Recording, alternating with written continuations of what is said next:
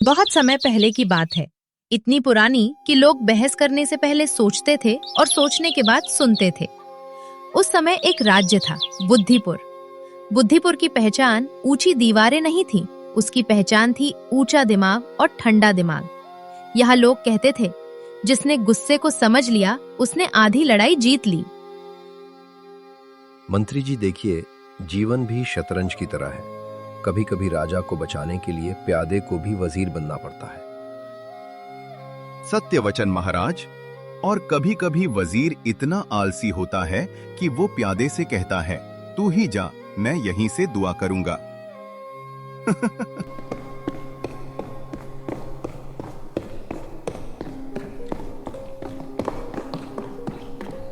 महाराज, अनर्थ हो गया। अकरपुर के राजा रणघोष ने दूत भेजा है। वे कहते हैं कि नीर नदी का पानी अब केवल अकरपुर का है। यदि हमने विरोध किया तो वे युद्ध करेंगे। शांत बलराम, शांत। क्रोध वो आंधी है जो बुद्धि का दीपक बुझा देती है। पत्र में क्या लिखा है?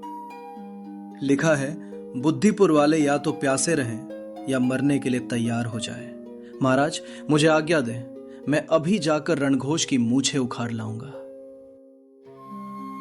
सेनापति जी, मूछें उखाड़ने से पानी नहीं बरसेगा, बल्कि खून बहेगा, और खून से प्यास नहीं बुझती, उल्टी भी आती है। चलो दरबार में चलकर सबके साथ कुछ फैसला लेते हैं।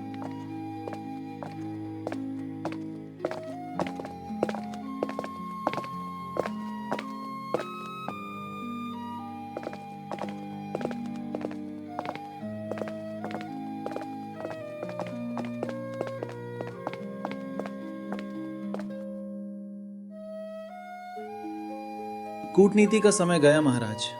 लोहे का जवाब लोहे से देना होगा। हमारी सेना तैयार है। युद्ध अंतिम विकल्प होता है बलराम। यदि हम लड़ेंगे तो दोनों राज्यों के निर्दोष किसान मारे जाएंगे। क्या पानी का रंग लाल होना शोभा देगा? महाराज, एक छोटी सी बात पूछूं? पूछो पुत्र गोलू, निसंकोच पूछो।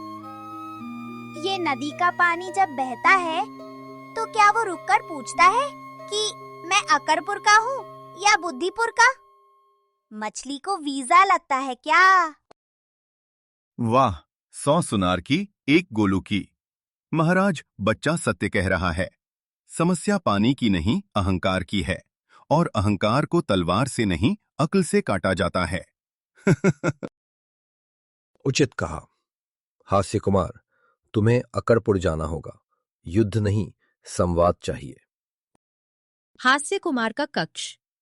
वे आईने के सामने खड़े हैं, अपनी यात्रा की तैयारी कर रहे हैं।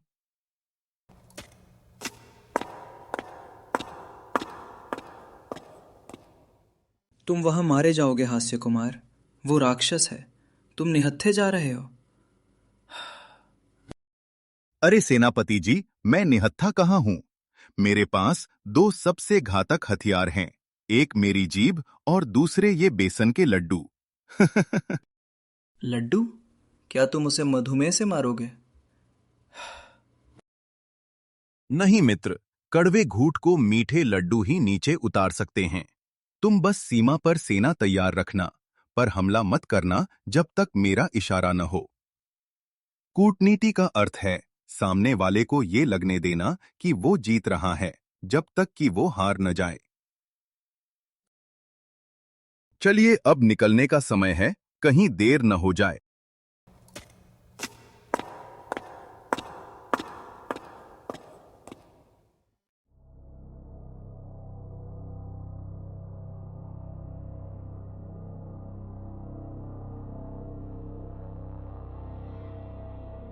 तो विवेक वर्मा ने खुद आने की हिम्मत नहीं की, एक विदूषक को भेजा है। क्या तुम्हें मृत्यु का भय नहीं है? प्रणाम महाराज। भय तो बहुत है, पर आपकी भव्यता देखने का लोभ उससे ज्यादा था। सुना है आपकी मूछें पड़ोसी राज्य की सीमाओं से भी लंबी हैं। चापलूसी बंद करो। हम पानी रोक देंगे। बांध तैयार है। बुद्धिपुर सूखा मरेगा। हाँ, यही तो मैं कहने आया था महाराज, आप महान हैं। दरअसल हमारे ज्योतिषी ने कहा है कि इस बार नीर नदी में भयंकर बाढ़ आएगी। हमारा छोटा सा राज्य डूब जाता। आपने पानी रोककर हमें बचा लिया। सारा पानी आप ही रख लें, हम तो वैसे भी कम नहाते हैं। क्या? बाढ़? और सारा पानी हम रखें? मतलब हमारा राज्य डूबेगा? अब आप बड़े राजा हैं, बड़ा दिल, बड़ा राज्य, बड़ी बार। हम छोटे लोग थोड़ी सी बूंदों में काम चला लेंगे। आप पूरा पानी रखिए, बस बाढ़ के साथ आने वाले मगरमच्छों को संभाल लीजिएगा। अकड़पुर दरबार। रणघोष अब सिंहासन से नीचे उतर आए हैं। राजा रणघोष डर जाते हैं और संधि के लिए तैयार हो जाते हैं।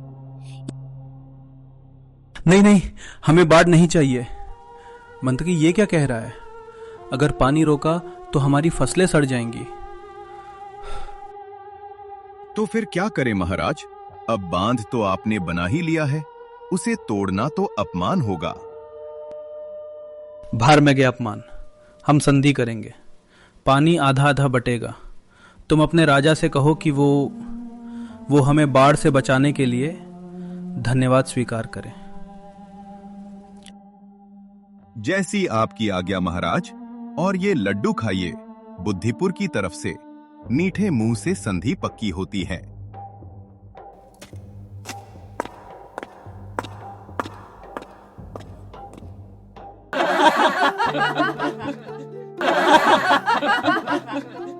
अद्भुत हास्य कुमार, तुमने बिना तलवार उठाए युद्ध जीत लिया। मुझे विश्वास नहीं हो रहा कि वो मान गया। तुमने उसे क्या जादू टोना किया? मंत्री चाचा, इसका मतलब कूटनीति का मतलब झूठ बोलना है। नहीं गोलू बेटा, कूटनीति का मतलब है सामने वाले को उसका फायदा दिखाना, ताकि वो वही करे जो तुम चाहते हो। मैंने उसे बाढ़ का डर दिखाया और उसने हमें पानी उपहार में दे दिया। इसे कहते हैं सांप भी मर जाए और लाठी भी न टूटे। सत्य है, हथियार शरीर घायल करते हैं, पर शब्द मन बदल लेते हैं। आज बुद्धिपुर ने फिर साबित कर दिया कि असली शक्ति शांति में है।